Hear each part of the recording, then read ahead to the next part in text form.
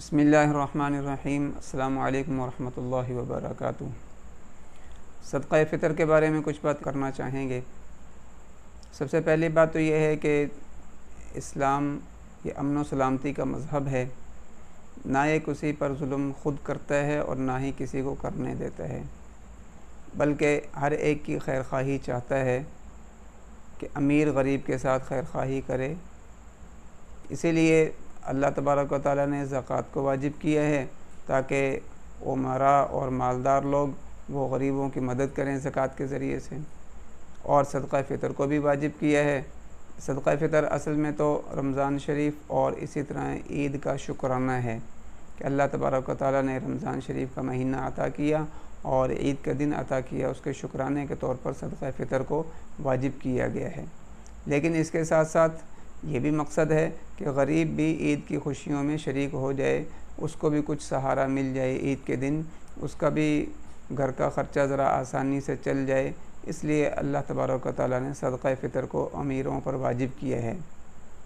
تو لہٰذا ہر وہ شخص جو مسلمان ہو، خواہ مرد ہو یا عورت، اسی طرح بالغ ہو اور صاحب نصاب ہو، تو اس پر صدقہ فطر خود اپنی طرف سے اور اپنی نابالغ اولاد کی طرف سے واجب ہوا کرتا ہے۔ اور صدقہ فطر کے وجوب کا وقت وہ عید کے دن صبح صادق کا وقت ہے کہ جس شخص نے ایمان کی حالت میں عید کے دن کی صبح صادق کو پایا تو اس پر صدقہ، اگر وہ صاحب نصاب ہے تو اس پر صدقہ فطر واجب ہو جاتا ہے۔ لہٰذا اگر کسی شخص کا صبح صادق سے پہلے رات کو انتقال ہو گیا تو اس پر صدقہ فطر واجب نہیں ہوگا، اور اگر کوئی بچہ صبح صادق کے بعد پیدا ہوا ہے تو اس نے بھی چونکہ صبح صادق کے وقت کو نہیں پایا، اس لیے اس کا بھی صدقہ فطر اس کے والد پر یا خود اگر اس کا مال ہے تو اس میں واجب نہیں ہوگا۔ جس شخص نے صبح صادق کو پایا ہو تو اس پر صدقہ فطر واجب ہوا کرتا ہے، خواہ وہ مرد ہو یا عورت ہو، اس میں کوئی فرق نہیں ہے۔ اور جو صاحب نصاب ہو اس پر صدقہ فطر واجب ہوتا ہے، اور صاحب نصاب سے وہ شخص مراد ہے کہ جس کے پاس 52.5 تولہ چاندی یا اتنی قیمت یا 7.5 تولہ سونا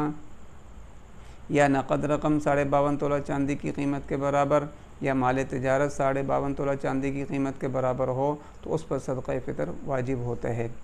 یا اسی طرح اگر کسی کے پاس چاندی 52.5 تولہ نہیں ہے، کچھ چاندی ہے کچھ سونا ہے اور دونوں کی قیمت ملا کر 52.5 تولہ چاندی کے برابر ہو جاتی ہے،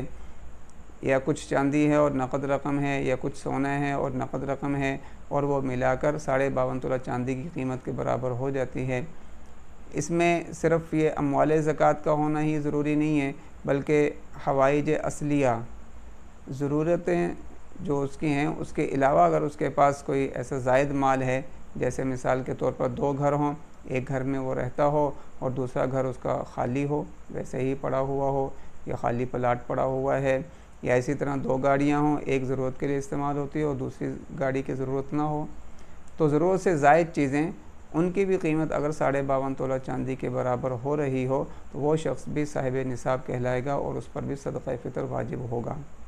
اور صدقہ فطر کے نکالنے کا وقت تو